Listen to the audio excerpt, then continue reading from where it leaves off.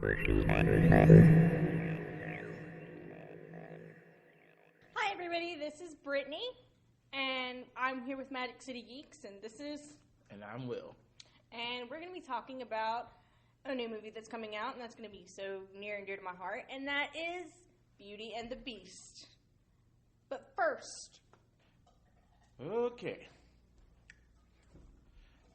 And this week's Geek News, we had a whole bunch of season finales happening on, with most of the superhero shows that's going on right now on the CW. If you aren't caught up, this is the part of the video you would go with, for the love of God, don't watch this right now, for at least for the next 2 minutes. Anyway, continuing, I warned you already, here are all the spoilers. Number 1, let's go down the list. We have The Flash. Flash has gotten all the way up to this point in his season finale, where now they reveal, guess what they're going into for next season. Looks like they may be doing the Flash Paradox.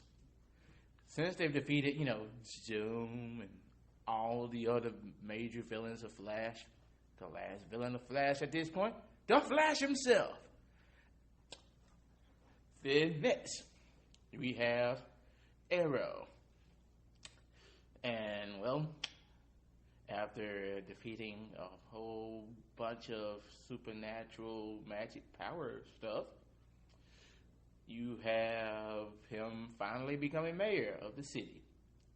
It took long enough.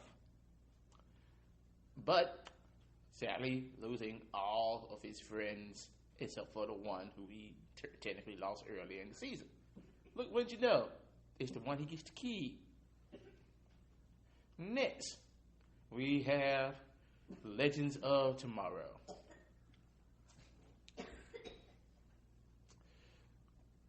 On Legends of Tomorrow, we have, in its season finale, a whole bunch of, stuff before happened, and that episode was what I called the Kick the Puppies episode, where you have everyone, most of everyone goes, I don't want, it's not going to be you, it's me. And in the end, one of the characters that always wanted to not be the hero ends up being the hero. Yay! But because you got a time machine, you always get to see him again. Wouldn't you know it? And then you have its final episode where they introduce a new hero. And the event of maybe actually starting, I guess technically DC's futuristic version of the Justice League. They called it something else, but it's Justice Society, I think. But yeah, it's basically, we all know what it is, or going to be, or will be, whatever time it is in DC Universe. Yes. I get most of my time at traveling explanations from Doctor Who. And technically with that, I guess we're done with the little synopsis for what has happened on this week for season finales. Catch you guys later. So, I don't know if any of you guys know or keep up with this, but my favorite movie, near and dear to my heart, is Beauty and the Beast, and they just came out with a trailer for the live-action version, and I am super duper excited about it. Oh yes, I could tell. Yes, I'm really excited. I love Beauty and the Beast. It's awesome.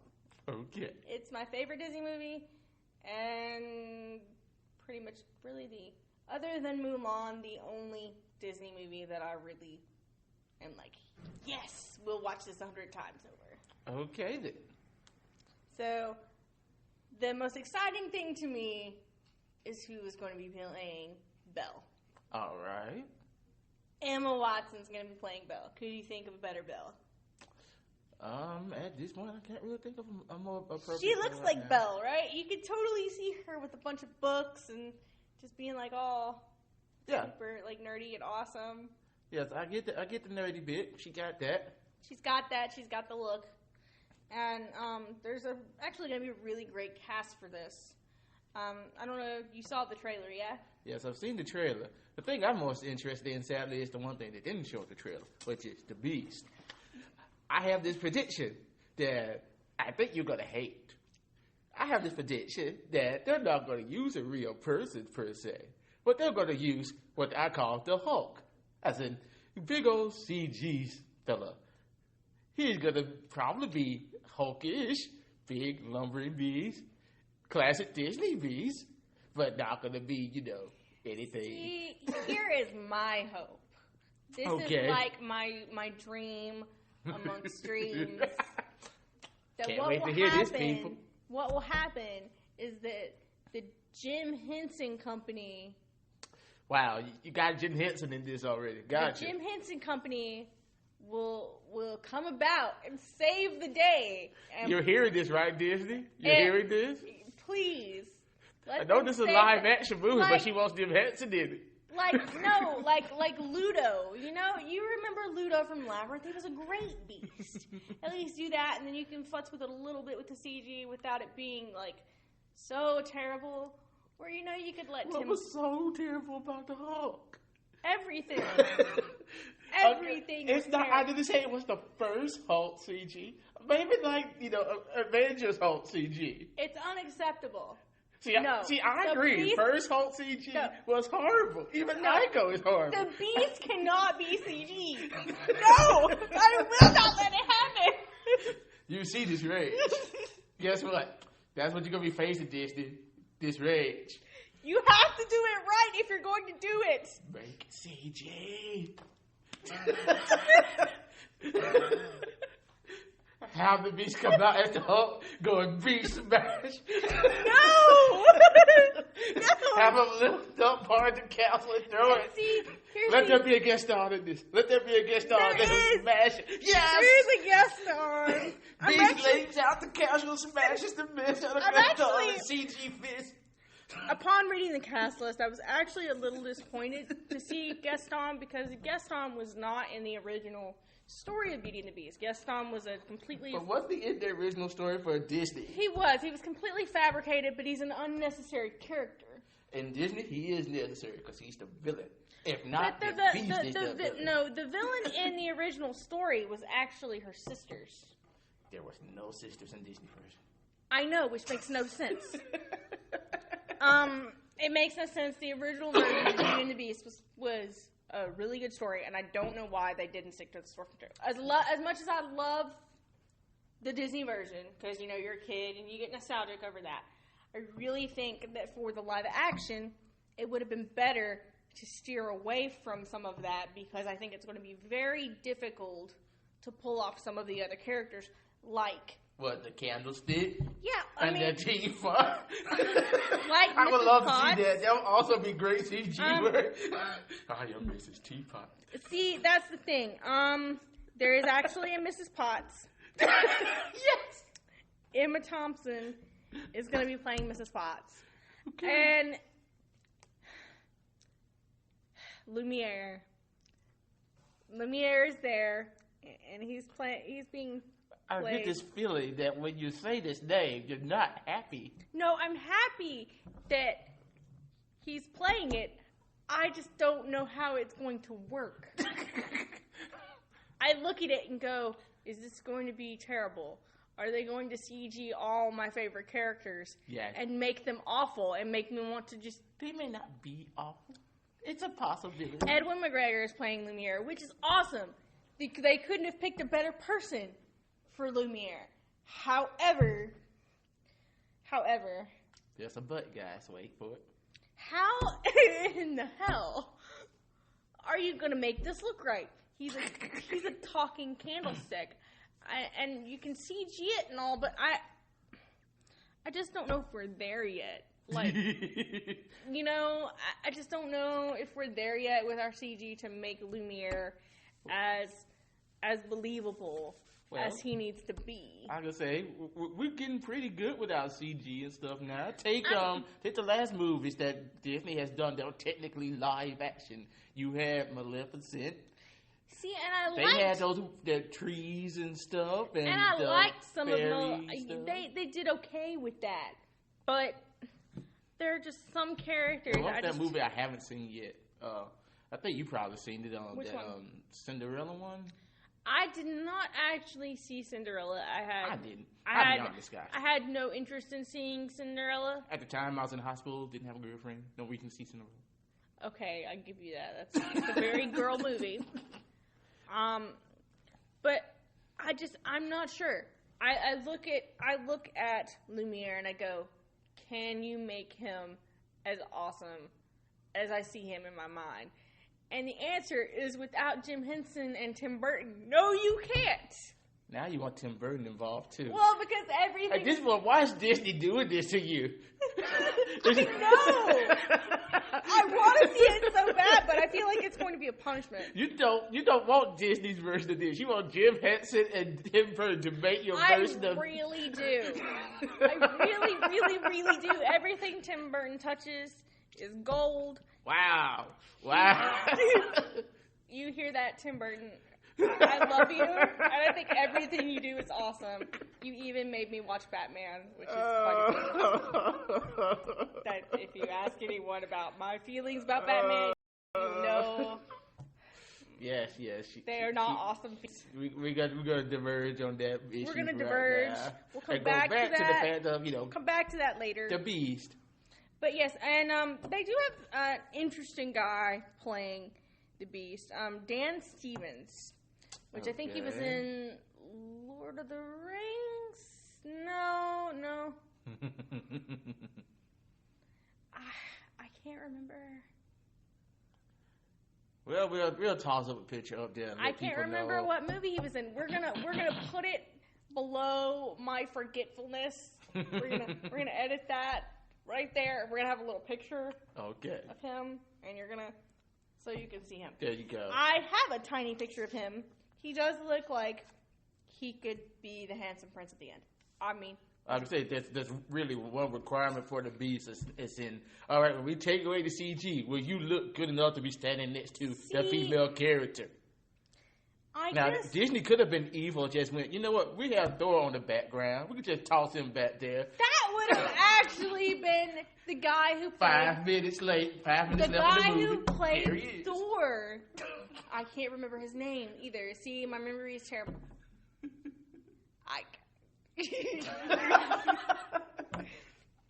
I'm being mouthed at by the cameraman, but I have no idea.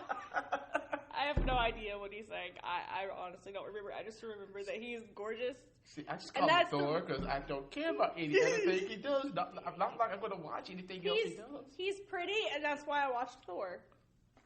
I watched him be pretty for like 2 most hours. Women tell me when I watch this movie that he's pretty, and I go, he's supposed to be playing a dude with a big camera and smashing things. That's all I'll be honest. I could have taken that movie and put it on mute and just been like, pretty much what most women do with 300. Exactly. It's perfect. Okay, but anyway, we're being told to wrap this up. So I'm super excited about the movie. At this point, again, at least I'm not in the hospital, so I may watch it just to see. Here's the biggest question: how will they do the Be Our Guest scene? How will they make that as magnificent as it was, and as slightly terrifying as it was in the animated? If they do that with accuracy, Disney will have to invest so much money in this that it'll be like the Avengers movie. You will have a scene of so many people in costumes doing this, or it's all CG like I think it's going to be. Completely CG, and you're going to cry. I will cry. It's going to be sad if everything is CG and it's terrible CG. Please, at least if it's CG, like put your money into it and make it decent. Because I will be angry. And I will never see another Disney movie ever. I will be done with Disney. I will give up on you forever. I mean, considering that my 2 favorite movies from childhood were Beauty and the Beast and Anastasia, which I later learned is not actually a Disney movie, but could actually be very cool live action, because Rasputin. Okay. Best villain ever. Okay. Can't really dispute that too much. He's the best villain ever. Okay. So, but apparently that's not a Disney movie. So Disney, my hopes and my dreams and all that is riding on you making this movie correctly, because this is the only one of your movies that I actually like. So, well, except for maybe maybe I liked the new Rapunzel movie. What was that? What was it called? I remember it. I remember the girl with the frying pan and the lizard. Well, Disney, you see how much this means to a chick. As a dude, I'm telling you this. Just make sure it has enough action for me to stand and watch it. That's all I ask. It's probably going to have... I mean, there's going to be a Gaston and Beast fighting scene. I'm expecting the Beast to kill one person. Well, and that's Gaston. He killed Gaston. And if they stick to it, a wardrobe is going to crush a guy. Like I said, I only want one person to be killed bare minimum. And a candlestick's going to beat someone to death. Go back and watch it. It totally happens. I believe you because I remember seeing some of this and I go, that would be awesome. I mean, it might be hilarious. Actually, that would be really awesome if they made it really gory. Can you do that? No, they did. Look, they did Pirates of the Caribbean, and Pirates of the Caribbean was a little dark. A little. The first one was a little dark. They could go in that direction and make it a little dark. They could. It's Disney. It could happen. Disney is good at going, here's your heart. I'm going to rip it out. And I'm going to shove it back in with teardrops attached to it. No, that's Miyazaki. See, Miyazaki isn't that. Miyazaki just takes your heart, stomps on it, and tells you you're not getting it back. Miyazaki goes, you know what, grow another one. Because that one's broken. You know, it would have been great if he would have helped with this movie. No. Children couldn't see it then. No, they could This is a children's movie. He did Ponyo. He also did Grave of the Fireflies. He did. You've never forgiven him. When you watch that, yeah. I mean, it's that one scene, really. You can get through most of it, then that one scene, you're like, Miyazaki, I hate you. Make me feel things. Okay, we have to shut up now. So, we'll see you later. Bye! Bye.